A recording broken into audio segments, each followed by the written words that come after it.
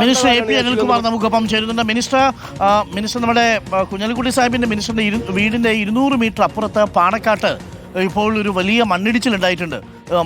മലപ്പുറം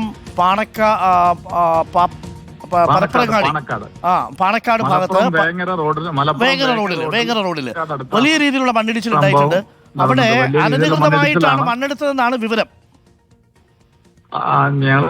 അതുമായി ബന്ധപ്പെട്ട് ഞാൻ കളക്ടറോട് സംസാരിച്ചിരുന്നു. പ്രാഥമിക വിവരം അവിടെ ഒരു നിർമ്മാണ പ്രവർത്തനം നടന്നിരുന്നു. ആ നിർമ്മാണ പ്രവർത്തനം നടന്ന ഭാഗത്താണ് ഈ മണ്ണിടിച്ചിൽ ഉണ്ടായിട്ടുള്ളത്.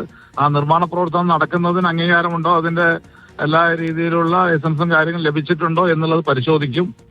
എന്തായാലും വലിയ രീതിയിലുള്ള മണ്ണിടിച്ചിലാണ് ഉണ്ടായിട്ടുള്ളത്. പ്രാഥമിക വിവരം ആളപായങ്ങളോ മറ്റു കാര്യങ്ങളോ ഇല്ല എന്നുള്ളതാണ്.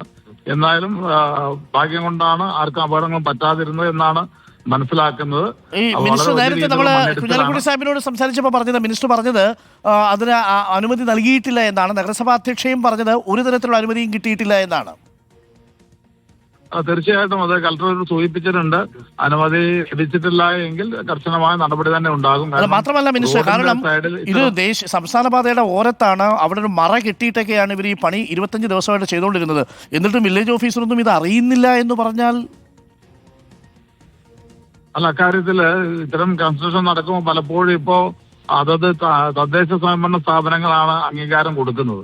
അപ്പൊ അത്ര അംഗീകാരങ്ങൾ ലഭ്യമായിട്ടുണ്ടോ ഇല്ലയോ എന്നുള്ളത് അറിയില്ല. അപ്പൊ അതുകൊണ്ട് ഇല്ല എന്നാണ് ഇപ്പൊ ചെയർപേഴ്സൺ പറഞ്ഞതെന്ന് പറഞ്ഞു. അപ്പൊ സ്വാഭാവികമായിട്ടും അതിൻ്റെതായ നടപടികൾ ഉണ്ടാകും. ഓക്കെ, ഇമ്മീഡിയറ്റ് ആയിട്ട് സ്റ്റോപ്പ് മെമ്മോ കൊടുത്ത് ഇനി അവിടെ ഒരു പ്രവർത്തനവും നടത്തില്ല നമ്മൾ ഉറപ്പ് വരുത്തില്ലേ മിനിസ്റ്റർ? കാരണം ഇതിന് മുകളിൽ ഇതിനകം കൊടുത്തു കഴിഞ്ഞു. ഇതിനകം സ്റ്റോപ്പ് മെമ്മോ കൊടുത്തു കഴിഞ്ഞു. അതുമായി ബന്ധപ്പെട്ട് മറ്റു കാര്യങ്ങൾ അന്വേഷിക്കുന്നുണ്ട്. പക്ഷെ ഇപ്പോൾ നമുക്കറിയാലോ, റെസ്ക്യൂ ഓപ്പറേഷനാണ് നമ്മൾ ഫോക്കസ് കൊടുക്കുന്നത്. അത് മണ്ണ് നീക്കം ചെയ്യാനുള്ള നടപടികൾ തുടങ്ങിയിട്ടുണ്ട്. പോലീസ്, അതുപോലെ ഫയർഫോഴ്സ്, റവന്യൂ ഉദ്യോഗസ്ഥന്മാര്, ജനങ്ങളെല്ലാവരും അവിടെ ഉണ്ട്. എത്രയും പെട്ടെന്ന് അവിടെ മണ്ണ് നീക്കം ചെയ്യാനുള്ള നടപടി ഉണ്ടാവും. Okay, thank you minister. Thank you. Revenue minister AP അനിൽകുമാറാണ് നമുക്കൊപ്പം ചേർന്നത്. കളക്ടറോട് റിപ്പോർട്ട് ആവശ്യപ്പെട്ടിട്ടുണ്ട്, മെമ്മോ കൊടുത്തു കഴിഞ്ഞു. ഇനി അവിടെ നിർമ്മാണ പ്രവർത്തനം നടത്താൻ പാടില്ല. പക്ഷേ അനുമതി കൊടുത്തു എന്നുള്ളതാണ് പ്രശ്നം. ഇത്രയും ഫ്രജയിലായ, ഇത്രയും പാരിസ്ഥിതിക ലോലമായ, കണ്ടാൽ തന്നെ അറിയാം, സാധാരണക്കാരനെ നോക്കിയാൽ തന്നെ അറിയാം, അവിടെ ഏതെങ്കിലും തരത്തിലൊരു JCB വെച്ചൊന്ന് മാന്തിയാൽ മുഴുവൻ മണ്ണും ഇടിഞ്ഞു പോരുന്ന തരത്തിലുള്ള പ്രദേശത്ത് ഇതേപോലെ മണ്ണ് നീക്കാൻ അനുമതി കൊടുത്തു.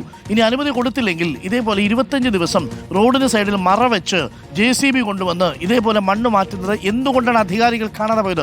മന്ത്രിയുടെ വീടിന് 200 മീറ്റർ തൊട്ടടുത്താണ് ഇത് സംഭവിച്ചിരിക്കുന്നത്. സംസ്ഥാന പാതയിലാണ് ഇത് സംഭവിച്ചിരിക്കുന്നത്. മലപ്പുറം നഗരസഭയുടെ പരിധിയിലാണ് ഇത് സംഭവിച്ചിരിക്കുന്നത്. അവിടെയുള്ള വാർഡ് കൗൺസിലർക്ക് ഇത് അറിയാമായിരുന്നു. എന്നിട്ടും നടപടി ഉണ്ടാവാതെ പോയത് എന്തുകൊണ്ട് എന്നുള്ളതാണ് പ്രധാനപ്പെട്ട ചോദ്യം. ജീവാപായമില്ല എന്നത് മാത്രമാണ് ഏറെ ആശ്വാസം. മലപ്പുറം പരപ്പനങ്ങാടി റോഡ് ഗതാഗതം ഇപ്പോൾ പൂർണ്ണമായും തടസ്സപ്പെട്ടിരിക്കുകയാണ്. ഇതിന് തൊട്ടു ചേർന്നിട്ടാണ് അവിടെ സ്ട്രെയിറ്റ് പാത്ത് ഇന്റർനാഷണൽ സ്കൂളുള്ളത്. ആ സ്കൂളിൻ്റെ താഴെയും മണ്ണ് ചെറുതായിട്ട് ഇടിയുന്നുണ്ട്. ഇതുവരെയും മിനിസ്റ്റർ പറഞ്ഞ ജിയോളജി അധികൃതർ അവിടെ എത്തിച്ചേർന്നിട്ടില്ല. മിനിസ്റ്റർ പറഞ്ഞ SPO ബാക്കിയുള്ള പോലീസ് വൃന്ദങ്ങളും എത്തിച്ചേർന്നിട്ടില്ല. കളക്ടർ അടക്കമുള്ളവരോട് ഇക്കാര്യങ്ങൾ അറിയിച്ചു. മുന്നറിയിപ്പുകളെല്ലാം അവഗണിച്ചുകൊണ്ട് 25 ദിവസം അവിടെ എങ്ങനെയാണ് ഈ നിർമ്മാണ പ്രവർത്തനം നടന്നത്, ഏത് സ്വകാര്യ വ്യക്തിയാണ് ഇത് വാങ്ങിയത് എന്നുള്ളത് വാർഡ് കൗൺസിലർക്ക് പോലും അറിയില്ല എന്നുള്ളതാണ്.